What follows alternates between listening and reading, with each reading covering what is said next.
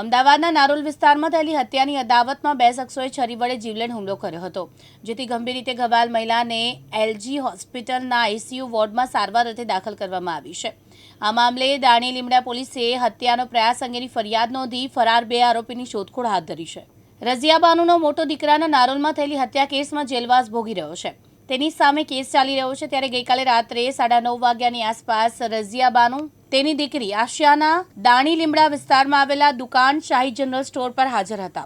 તે જ સમયે ત્યાં મઝર ઉર્ફે કસાઈ રફીક કુરેશી તેના મિત્ર મોહમ્મદ આઝાદ ઉર્ફે સલૂનવાળો વ્હીકલ લઈને દુકાન આગળ આવ્યા.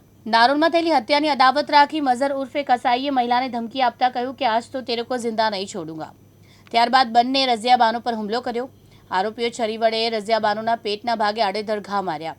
રઝિયા બાનુ નીચે પડી જતા હુમલાખોરોએ તેમને બંને હાથમાં બાવડાના ભાગે જીવલેણ હુમલો કરી પહોંચાડી. રઝિયા બાનુએ છાતીમાં છરીના 5 ઘા, ડાબા હાથમાં બાવડામાં 3 ઘા અને જમણા હાથના બાવડામાં 1 ઘા વાગતા તેઓ લોહી લુહાણ થઈને નીચે પટકાયા. આ સમયે બૂમાબૂમ થતા આસપાસના લોકો ત્યાં આવી ગયા. આ દરમિયાન બંને હુમલાખોરો ત્યાંથી પલાયન થઈ ગયા. બીજી તરફ ગંભીર હાલતમાં રઝિયા બાનુને હોસ્પિટલ લઈ જવામાં આવ્યા. આ મામલે દાણી લીમડા પોલીસને જાણ થતાં પોલીસ હોસ્પિટલ પહોંચી અને રઝિયા બાનુએ મઝર અને આઝાદ સામે હત્યાના પ્રયાસની ફરિયાદ નોંધાવતા પોલીસે ગણતરીના કલાકોમાં બંને આરોપીની ધરપકડ કરી હતી. ગત 2 તારીખના રોજ રાત્રે આશરે 10:30 વાગ્યાના આજુબાજુ દાણી લીમડા વિસ્તારમાં એક બેન છે, જેઓનું નામ છે રઝિયા બાનુ સૈયદ, જેઓ પોતાના જે દુકાન ઉપર હાજર હતા તે દરમિયાન આ કામના 2 આરોપી, જેના નામ છે મઝર ઉર્ફે કસાઈ કુરેશી તથા મોહમ્મદ આઝાદીન અલી દ્વારા આ કામના જે ફરિયાદી છે તેઓને હાથ ઉપર અને પેટના ભાગે છરીના ઘા કરવામાં આવેલા હતા.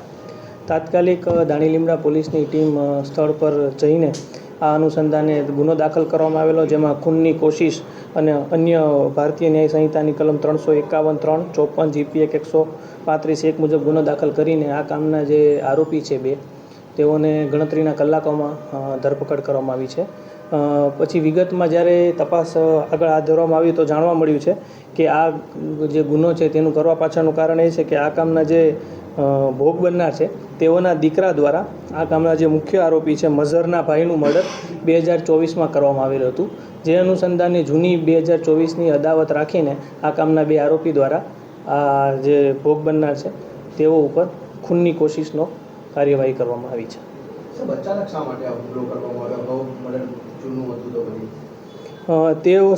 તેઓ વારંવાર એકબીજા સાથે વાતો ભૂતકાળમાં થતી હશે અને તેઓનો એક રંજ હતો કે પોતાના જે ભાઈ છે તેઓની હત્યા આ કામના ફરિયાદીના પુત્ર દ્વારા કરવામાં આવેલી હતી.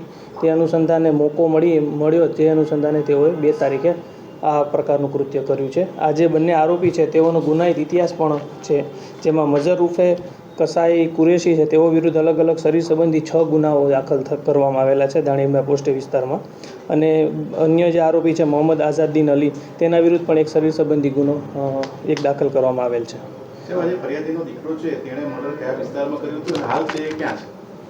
હાલ અત્યારે તે પેરોલ ઉપર રજા ઉપર છે અને હાલ જે ઘટના હતી આ પૂર્વ બનેલી હતી દાણી લીમડા વિસ્તાર. ચિરાગ સોની, દિવ્યાંગ ન્યૂઝ, અમદાવાદ.